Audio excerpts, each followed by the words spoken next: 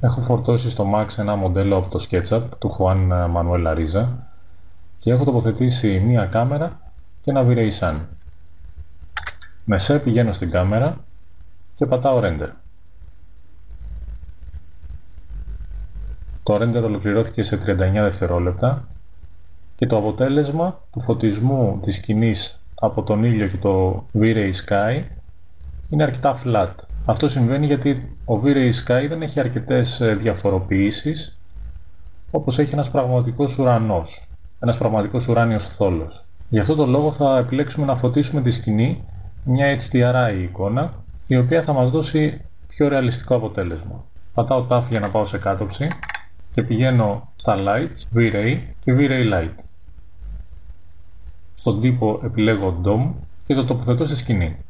Εφόσον δεν με ενδιαφέρει η δημιουργία Caustics, μπορώ να το τοποθετήσω σε οποιοδήποτε σημείο της σκηνής. Επιλέγω το DOM Light που έχω τοποθετήσει και στη θέση Use Texture φορτώνω ένα V-Ray HDRI Map. Πατώντας M ανοίγω το Material Editor και με ένα Drag and Drop τοποθετώ το V-Ray HDRI Map σε μια κενή θέση στο Material Editor και Instance. Για να φορτώσω μια HDRI εικόνα, πατάω Browse και επιλέγω την εικόνα που θέλω να φορτώσω. Στο Mapping Type δίνω Spherical, γιατί πρόκειται για μια σφαιρική εικόνα, η οποία εμφανίζεται πλέον στο slot των Materials.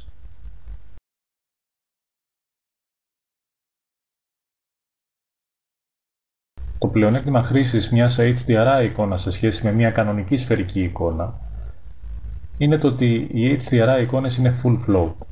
Δηλαδή έχουν τιμές όχι από 0 έως 255, αλλά από 0 έως 65.000. Έχουν δηλαδή πολύ μεγαλύτερο βάθος, το οποίο θα δώσει καλύτερο αποτέλεσμα όταν αυτή θα χρησιμοποιηθεί για το φωτισμό της σκηνής. Τέτοιες εικόνες μπορούμε να βρούμε στο ίντερνετ. Υπάρχει το site του CG Skies, όπου μπορεί κανείς να δει τη σφαιρική εικόνα που θέλει να κατεβάσει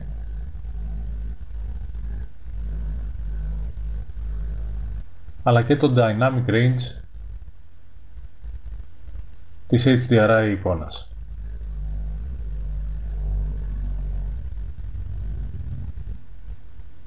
Για να δω την HDRI εικόνα στο background της σκηνής μου, πηγαίνω Rendering και Environment και τοποθετώ την HDRI εικόνα με ένα Drag and Drop στο Environment Map στη θέση του V-Ray Sky. Στη συνέχεια πηγαίνω στο pull down μενού του Viewport, Viewport Background και Environment Background και η HDRI εμφανίζεται ως background στη σκηνή μου. Ανοίγοντας με M την παλέτα υλικών, μπορούμε να την περιστρέψουμε και μπορούμε να αλλάξουμε και την έντασή της. Θέλοντας να χρησιμοποιήσω μόνο την HDRI εικόνα για το φωτισμό της σκηνής, πηγαίνω σε κάτωψη, επιλέγω το V-Ray Sun και στις ιδιότητες αποτσεκάρω το Enabled. Γυρίζω με σε στην κάμερα και πατάω Render.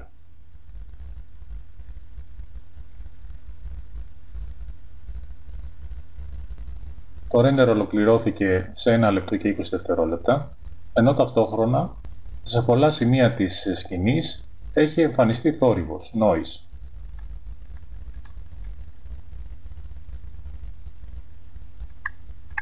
Αυτό οφείλεται στη χαμηλή ποιότητα, στα λίγα δηλαδή subdivisions του V-Ray DOM. Ο Image Sampler προσπαθεί να εφαρμόσει anti-aliasing μεθόδους πάνω στο noise που εμφανίζεται από τη χαμηλή ποιότητα του V-Ray DOM. Γι' αυτό το λόγο επιλέγω το V-Ray DOM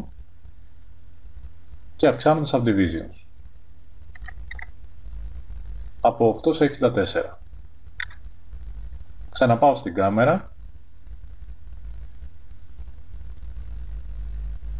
και πατάω πάλι render. Το render ολοκληρώθηκε σε 57 δευτερόλεπτα, σε πολύ λιγότερο χρόνο από όταν είχαμε λιγότερα subdivisions στο V-Ray DOM Lite, και η εικόνα δεν έχει σχεδόν καθόλου πλέον noise. Παρατηρώντας το αποτέλεσμα, βλέπουμε ότι φαίνεται ο ορίζοντας της HDRI εικόνας και δεν εμφανίζεται το κάτω ημισφαίριο. Η συγκεκριμένη HDRI είναι σφαιρική, έχει δηλαδή και έδαφος, γι' αυτόν τον λόγο πηγαίνω σε κάτωψη, την επιλέγω και ενεργοποιώ το checkbox Spherical.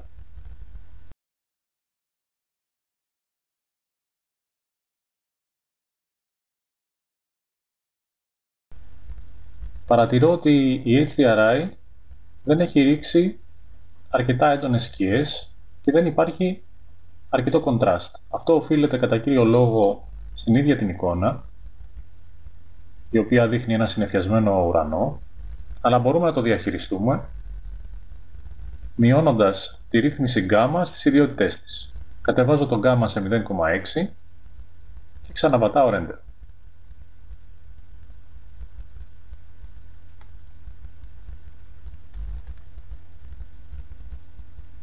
Οι σκιές έχουν εμφανιστεί, βέβαια είναι πιο αχνές από την περίπτωση του V-Ray Sun, αλλά είναι πλέον ορατές.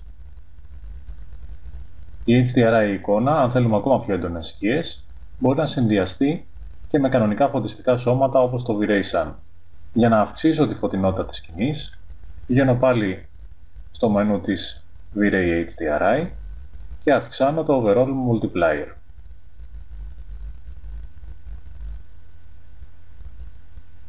Έστω 1,6.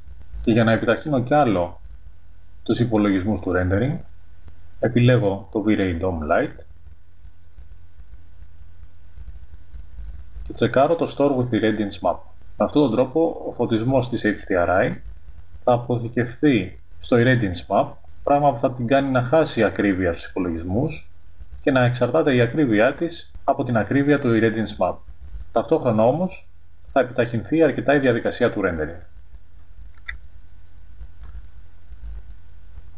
Η σκηνή είναι ικανοποιητικά φωτισμένη, όμως στο background η HDRI εικόνα φαίνεται υπερφωτισμένη. Για να αντιμετωπίσουμε μέσα στο Max αυτό το πρόβλημα, πηγαίνουμε πάλι στην κάτωψη και κρατώντας πατημένο το Shift, κάνουμε ένα αντίγραφο με copy του V-Ray DOM Lite. Στο αντίγραφο που δημιουργήσαμε, απενεργοποιούμε το Affect Diffuse, Affect Specular και Affect Reflections. Και στο αρχικό V-Ray DOM Lite ενεργοποιούμε το Invisible. Το πρώτο λοιπόν V-Ray DOM Lite θα χρησιμοποιηθεί για να φωτίσει τη σκηνή, αλλά δεν θα φαίνεται, θα είναι Invisible, ενώ το δεύτερο δεν θα επηρεάσει το φωτισμό της σκηνής, αλλά θα είναι το συγκεκριμένο που θα δούμε στο background του rendering. Για να μειώσω το φαινόμενο του υπερφωτισμού, το επιλέγω και στο multiplier από 30 βάζω τιμή 20.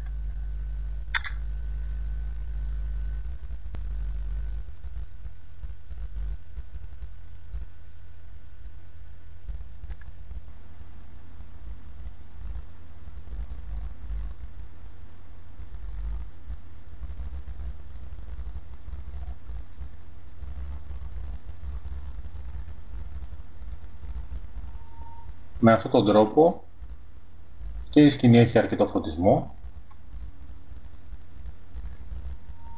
αλλά και το background δεν βγαίνει υπερφωτισμένο.